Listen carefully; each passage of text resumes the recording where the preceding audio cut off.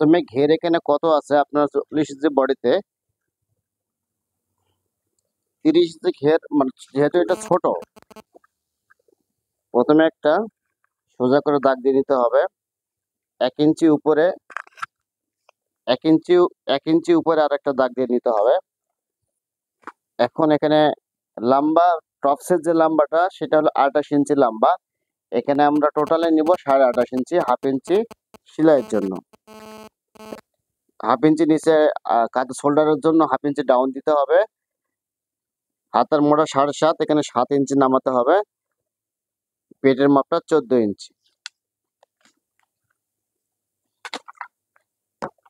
তারপরে সোজা করে দাগগুলো টেনে নিতে হবে। অবশ্যই দাগগুলো সোজা হতে হবে, কোনোভাবে বাঁকা করা যাবে না।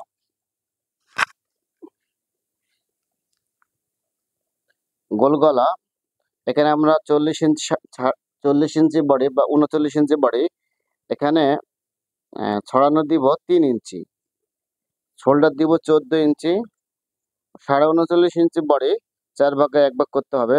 এই যে আপনার 10 ইঞ্চি থেকে 1 সুতা কম। পেট 33.5 ইঞ্চি, এই যে 33.5 ইঞ্চি, 108 1 সুতা এখানে দিব।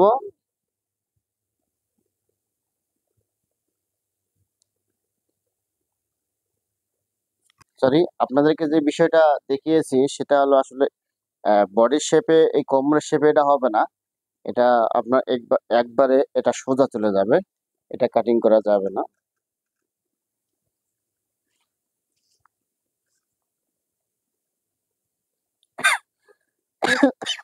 এখানে 16 ইঞ্চি দিতে হবে, আর এখানে দিতে হবে 30 ইঞ্চি।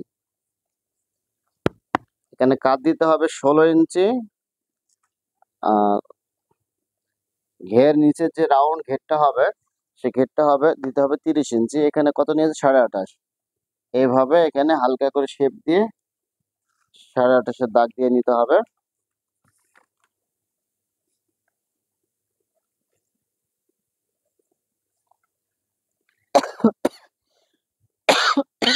আমি সুন্দর করে দাগ দিয়ে নিয়েছি। এখন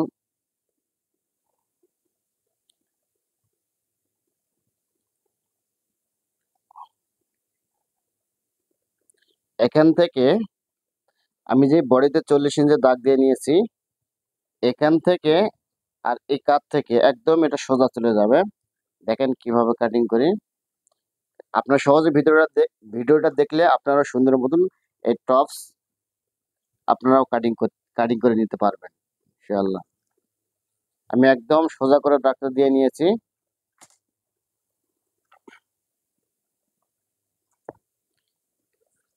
এখানে হাফ ইঞ্চি শেপ দিয়ে নিয়েছি।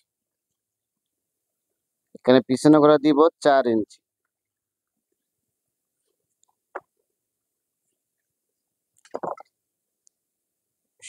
সুন্দর করে এই গলার রাউন্ডটা উঠাতে হবে।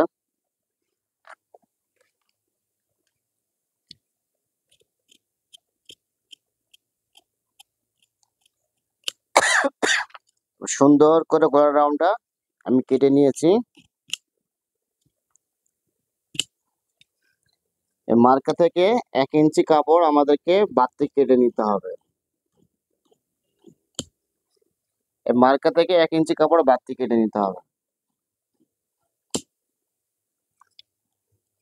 এটা একদম নতুন স্টাইলের টপস। যদি ভালোভাবে দেখে থাকেন আপনারা সুন্দর মতন এই টপসটা কাটিং করে নিতে পারবেন। আর কিভাবে কাটিং করতে হয়, এটা প্রথমে আমি ব্যাক পার্ট কাটিং করে নিয়েছি। এখন সামনে পার্ট কাটিং করে আপনাদেরকে দেখাবো।